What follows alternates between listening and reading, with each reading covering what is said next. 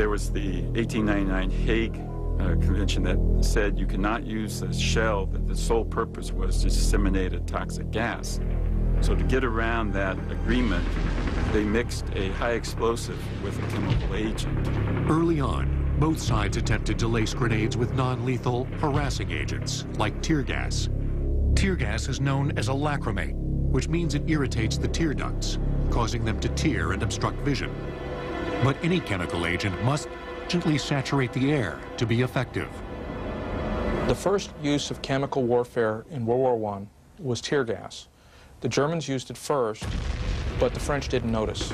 I guess the wind was too high.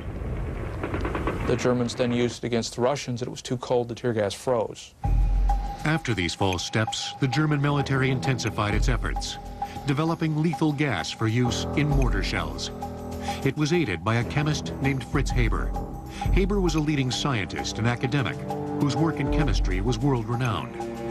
A deeply patriotic Prussian, he pioneered the use of chlorine and later phosgene as a weapon. Chlorine and phosgene are respiratory agents. They attack the lungs, and the victims wind up actually drowning in their own bodily fluids.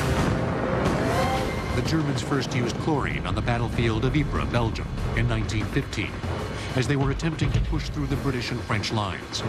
They waited until the wind was blowing toward the French to prevent any gas from floating back over their own troops. The first attack was very psychologically effective in that the average French soldier did not know what to expect and saw this cloud coming towards them. At first they thought maybe the German trenches were on fire and there was just smoke. But once they smelled it and got gassed by it and got affected by it, the word spread very quickly. Terrified soldiers fled to escape the sinister yellow cloud as it floated toward their position. The gas may have cost the British as many as 5,000 lives. But the Germans did not capitalize on their success because they failed to follow up on the attack. The Allies ultimately blocked their advance and pushed them back. Shortly after Ypres, both sides began hurling chemical agents at each other. It was a chemical arms race as each side attempted to develop more effective weapons. But launching enough poison to create a cloud sufficient to saturate the air to lethal levels was a technological challenge. 75 and 155 millimeter artillery shells were long range and carried a lot of agent into the trenches, but it could take hundreds of shells to create a cloud. Once again, chemist Fritz Haber offered his expertise. Fritz Haber decided that one way was to simply use the chlorine in a chemical cylinder.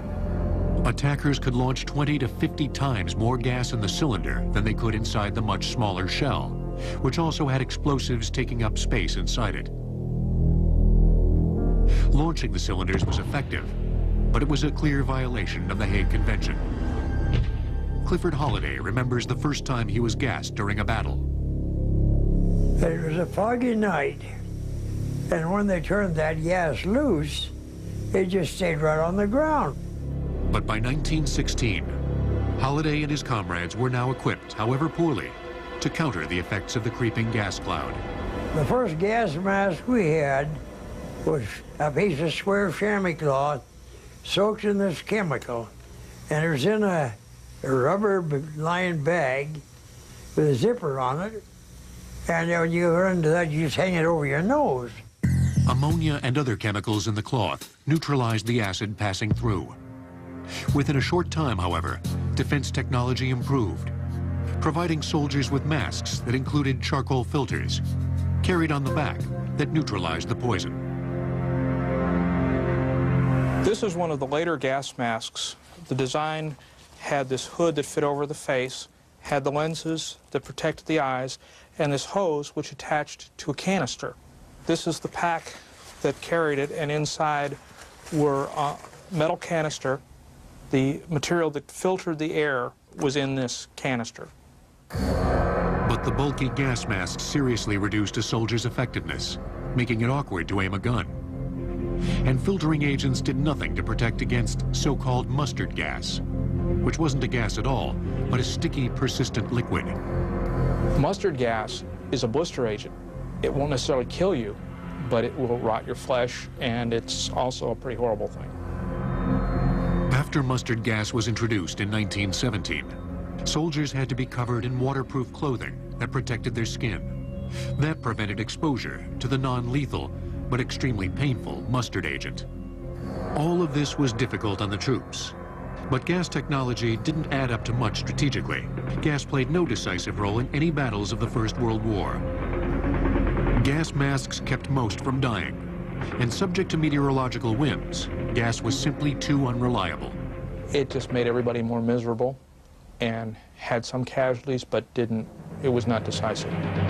Though gas injured more than 1 million soldiers, it killed fewer than 100,000, representing less than 1% of the war's death toll.